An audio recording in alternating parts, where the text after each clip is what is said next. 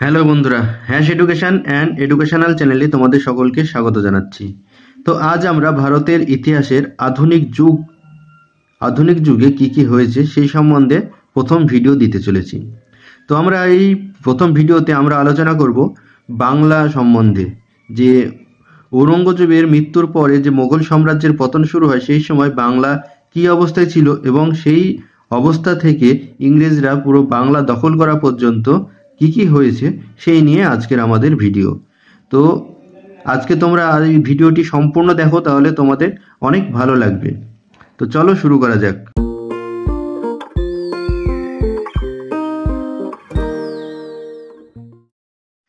বাংলার ইতিহাসে আমরা যাকে মুর্শিদ কুলি খাঁ নামে জানি, তার আসল নাম হচ্ছে মোহাম্মদ হাদি। ঠিক আছে। তো এই মোহাম্মদ হাদিকে ঔরঙ্গজেব যখন বাংলায় পাঠায় তখন তিনি তাকে মুর্শিদ কুলি খাঁ উপাধি দেন। মুর্শিদ কুলি খাঁ উপাধি দিয়ে তিনি মোহাম্মদ হাদিকে বাংলায় পাঠান। নেক্সট, এই মুর্শিদ কুলি খাঁ প্রথম বাংলার রাজধানী ঢাকা থেকে মাকসুদাবাদে স্থানান্তরিত করেন। মুর্শিদ কুলি খাঁ বাংলার রাজধানী ঢাকা থেকে মাকসুদাবাদে স্থানান্তরিত করেন। নেক্সট, এই মুর্শিদ কুলি খাঁ নাম অনুসারে মাকসুদাবাদের নাম মুর্শিদাবাদ হয়। মুর্শিদ কুলি খাঁর নাম অনুসারে মাকসুদাবাদের নাম কি হয়? মুর্শিদাবাদ হয়। এখন যেটা মুর্শিদাবাদ ডিস্ট্রিক্ট, সেটা এই মুর্শিদ কুলি খাঁর নাম অনুসারে হয়েছে। নেক্সট, মুর্শিদ কুলি খাঁর মৃত্যুর পরে বাংলার মসনদে বসেন তার জামাতা সুজাউদ্দিন।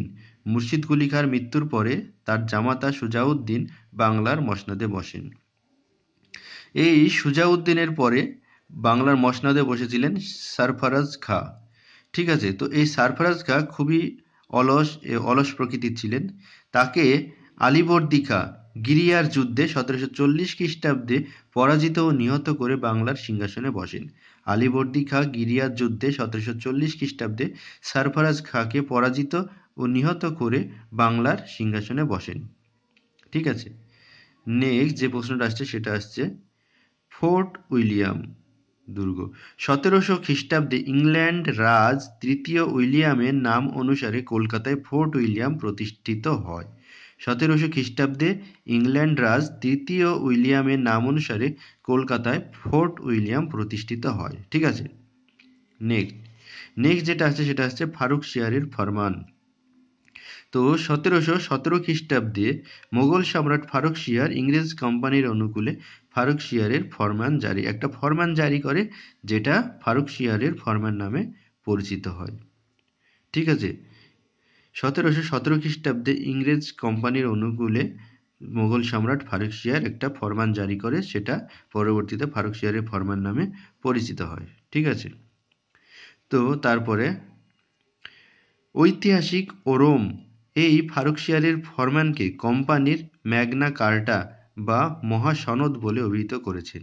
ঐতিহাসিক ওরম ফারুকশিয়ারের ফরমানকে কোম্পানির ম্যাগনা কার্টা বা মহাসনদ বলে অভিহিত করেছেন। নেক্সট, এরপরে আলীবর্দী খাঁর মৃত্যু হয় এবং সেই বাংলার সিংহাসনে বসেন তার কনিষ্ঠ কন্যা আমিনা বেগমের পুত্র 23 বছর বয়সী সিরাজদৌল্লা।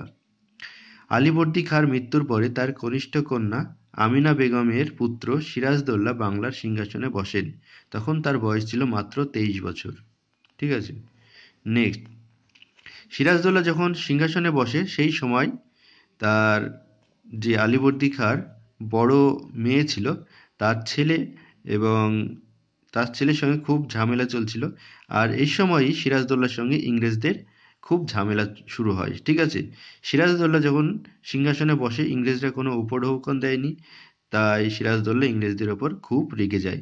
তার সঙ্গে ফারুকশিয়ারের ফরমান অনুযায়ী যে বিনা শুল্কে এখানে ব্যবসা বাণিজ্য করতে পারবে, এইসব বিষয় নিয়ে সিরাজদৌল্লার সঙ্গে ইংরেজদের খুব যুদ্ধ বাধে। তো এই যুদ্ধের ফলে 1756 খ্রিস্টাব্দে 4ই জুন কাশিমবাজার কুঠি এবং 20 জুন ফোর্ট উইলিয়াম দুর্গ নবাব দখল করে নেয়। ঠিক আছে। ইংরেজদের এই কাশিমবাজার কুঠি এবং ফোর্ট উইলিয়াম দুর্গ থেকে তা বিতাড়িত করে এবং নবাব সেই দুর্গ দুটি দখল করে। 1756 খ্রিস্টাব্দের 4ই জুন কাশিমবাজার কুঠি ও 20 জুন ফোর্ট উইলিয়াম দুর্গ নবাবের হস্তগত হয়। ঠিক আছে। তো এই নবাব যখন এই দুটি হস্তগত করলো, তখন নবাবের হাতে ইংরেজদের কিছু সৈন্য ধরা পড়ে। 1756 খ্রিস্টাব্দের 20 জন ইংরেজদের 146 জন সৈন্যকে 18 ফুট লম্বা এবং 14 ফুট 10 ইঞ্চি চওড়া একটি ক্ষুদ্র কক্ষে আটকে রাখা হয় এবং তারা সকলেই মারা যায়। ঠিক আছে।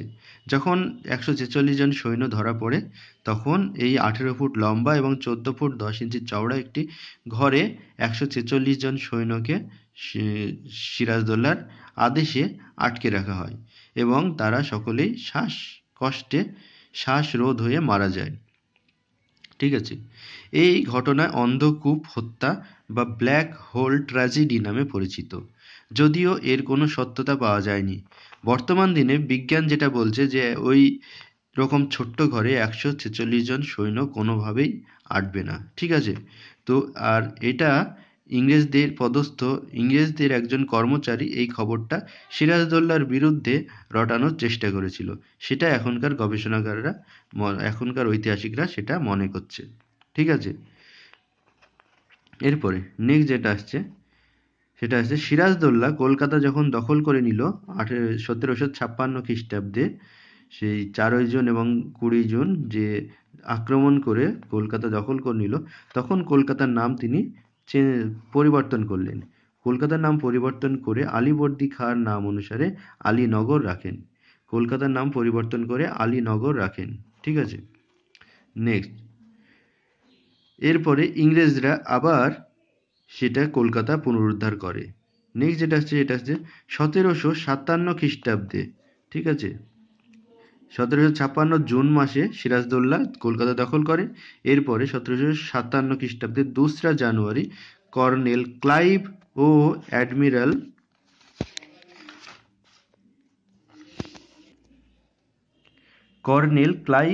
অ্যাডমিরাল ওয়াটসন কলকাতা পুনরুদ্ধার করে 1757 খ্রিস্টাব্দের 2রা জানুয়ারি। ঠিক আছে। এরপরে সিরাজদৌল্লা খুব রেগে যায় এবং সিরাজদৌল্লা কলকাতার উদ্দেশ্যে রওনা দেয়। কিন্তু এই সময় পূর্ব ভারতে আবার অন্যান্য আক্রমণ হচ্ছিল বলে সিরাজদৌল্লা ইংরেজদের সঙ্গে আক্রমণ না করে একটা সন্ধি স্বাক্ষরিত করে। সেই সন্ধিটি হচ্ছে আলীনগরের সন্ধি। সিরাজদৌল্লা ও ইংরেজদের মধ্যে 9 ফেব্রুয়ারি 1757 খ্রিস্টাব্দে আলীনগরের সন্ধি স্বাক্ষরিত হয়। ঠিক আছে। সিরাজদৌল্লা ও ইংরেজদের মধ্যে 9 ফেব্রুয়ারি 1757 খ্রিস্টাব্দে আলীনগরের সন্ধি স্বাক্ষরিত হয়। ঠিক আছে। এই সন্ধি স্বাক্ষরের ফলে ইংরেজরা খুব নবাবের ওপরে খুব অধিকার জ্ঞাপন করছিল, নবাবের ওপর দিয়ে শাসন চালাবার চেষ্টা করছিল। তো সেটা নবাবের কোনোদিনই পছন্দ ছিল না। তাই 1757 খ্রিস্টাব্দে 23 জুন মুর্শিদাবাদ থেকে 23 মাইল দূরে 1757 খ্রিস্টাব্দে 23 জুন নবাব আবার কলকাতা আক্রমণের উদ্দেশ্যে রওনা দেয়। অপরদিকে ইংরেজরা মুর্শিদাবাদ নবাবকে আক্রমণের উদ্দেশ্যে রওনা দেয়। তো এই 1757 23 জুন মুর্শিদাবাদ থেকে 23 মাইল দূরে পলাশীর প্রান্তরে নবাব ও ইংরেজদের মধ্যে যুদ্ধ হয়, যা ইতিহাসখ্যাত পলাশীর যুদ্ধ নামে পরিচিত। 1757 খ্রিস্টাব্দে 23 জুন মুর্শিদাবাদ থেকে 23 মাইল দূরে পলাশী প্রান্তরে নবাব ও ইংরেজদের মধ্যে যুদ্ধ হয়, যা পলাশীর যুদ্ধ নামে পরিচিত। ঠিক আছে। তো এই পলাশীর যুদ্ধে কোন পক্ষে কতগুলি সৈন্য ছিল সেটা আমরা এখানে দেখে নিই। তো পলাশীর যুদ্ধ করার সময় ইংরেজ পক্ষ থেকে 800 ইউরোপীয় সেনা এবং 2200 দেশীয় সেনা, টোটাল 3000 সেনা। ঠিক আছে। পলাশীর যুদ্ধে ইংরেজদের পক্ষে ছিল 800 ইউরোপীয় এবং 2200 দেশীয় সেনা। এইবার যদি আমরা অপর দিকে নবাবের সৈন্য দেখি, তো নবাবের পক্ষে ছিল 18,000 অশ্বারোহী এবং 50,000 পদাতিক সৈন্য, যে সৈন্য সেই যুদ্ধে পরাজিত হয়। ঠিক আছে। নবাবের পক্ষে ছিল 18,000 অশ্বারোহী এবং 50,000 পদাতিক সৈন্য। তো এই যুদ্ধে তোমরা সকলেই জানো যে বিশ্বাসঘাতকতা করে মীর জাফর, তার জন্য সিরাজদৌল্লা পরাজিত হয়। তো বীর সেনাপতি যারা ছিল মীর মদন এবং মোহনলাল, যারা যুদ্ধক্ষেত্রে প্রাণপণের লড়াই করে প্রাণ দেন। সেনাপতি মীর মদন ও মোহনলাল যুদ্ধক্ষেত্রে প্রাণ দেন। এরপরে নবাব পরাজিত হয় ইংরেজদের সঙ্গে যুদ্ধে এবং নবাবকে বন্দী করা হয়। বন্দী নবাবকে মুর্শিদাবাদে নিয়ে আসা হয় এবং মুর্শিদাবাদে মির্জাফরের পুত্র মিরনের আদেশে 2 জুলাই 1757 খ্রিস্টাব্দে তাকে হত্যা করা হয়। ঠিক আছে, মির্জাফরের পুত্র মিরনের আদেশে 2 জুলাই 1757 খ্রিস্টাব্দে নবাবকে হত্যা করা হয়। এরপরে বাংলা এই পলাশীর যুদ্ধকে বিভিন্ন জন বিভিন্ন রকমভাবে বলেছেন। পলাশীর যুদ্ধ সম্পর্কে বিভিন্ন কথা বলেছেন। তো বাঙালি কবি নবীনচন্দ্র সেন পলাশীর যুদ্ধকে ভারতের অন্ধকারময় রাত্রির সূচনা বলে আখ্যায়িত করেছে। বাঙালি কবি নবীনচন্দ্র সেন পলাশীর যুদ্ধকে ভারতের অন্ধকারময় রাত্রির সূচনা বলে আখ্যায়িত করেছেন। ঠিক আছে, তো সিরাজদৌল্লার মৃত্যুর পরে এই বাংলার মসনদে বসেন মীর জাফর আলী খাঁ। ঠিক আছে, তারপরে এই মীর জাফরকে আবার পদচ্যুত করে সিংহাসনচ্যুত করে তার জামাতা মীর কাসিম সেই সিংহাসনে বসে কূটনীতির সাহায্যে। ঠিক আছে, মীর কাসিম ছিল একজন স্বাধীনচেতা। এবার সে ইংরেজদের যে পরাধীনে থাকতে চায়নি, ইংরেজদের পরাধীনে। ঠিক আছে, সেই জন্য সে ইংরেজদের বিরুদ্ধে যুদ্ধ করে এবং কয়েকবার পরাজিত হয়। তারপরে সে কি করে, সে অযোধ্যায় যে নৃপতি আছে সুজাউদ্দৌলা, সেই সুজাউদ্দৌলা অযোধ্যা নবাবের কাছে আশ্রয় নেয়। তারপরে মীর কাসিম, অযোধ্যার নবাব সুজাউদ্দৌলা, দিল্লির বাদশাহ শাহ আলম ও মীর কাসিম সম্মিলিত হয়ে 1764 খ্রিস্টাব্দে ইংরেজদের বিরুদ্ধে যুদ্ধে অবতীর্ণ হয়, ইংরেজদের বিরুদ্ধে যুদ্ধ ঘোষণা করে। ঠিক আছে, তারপরে 1764 খ্রিস্টাব্দের 22 অক্টোবর তারা পরাজিত হয়ে যায়। 3 জনের মিলিত শক্তি অযোধ্যা নবাব সুজাউদ্দৌলা, দিল্লির বাদশাহ শাহ আলম ও মীর কাসিমের সম্মিলিত শক্তি 1764 খ্রিস্টাব্দে 22 অক্টোবর পরাজিত হয়। এই যুদ্ধ বক্সারের যুদ্ধ নামে পরিচিত। ঠিক আছে, এই যুদ্ধ হচ্ছে বক্সারের যুদ্ধ নামে পরিচিত। ঐতিহাসিক ডক্টর স্মিথের মতে পলাশী ছিল কয়েকটি কামানের লড়াই, কিন্তু বক্সার ছিল চূড়ান্ত বিজয়। ঠিক আছে, এই বক্সারের যুদ্ধে পরাজিত হয়ে পুরোপুরি আমাদের মোগল সম্রাট যিনি ছিলেন শাহ আলম, তিনি তার পুরো শক্তি হারিয়ে ফেলে। তারপরে আমাদের বাংলায় পুরোপুরি ক্ষমতায় চলে আসে ইংরেজরা।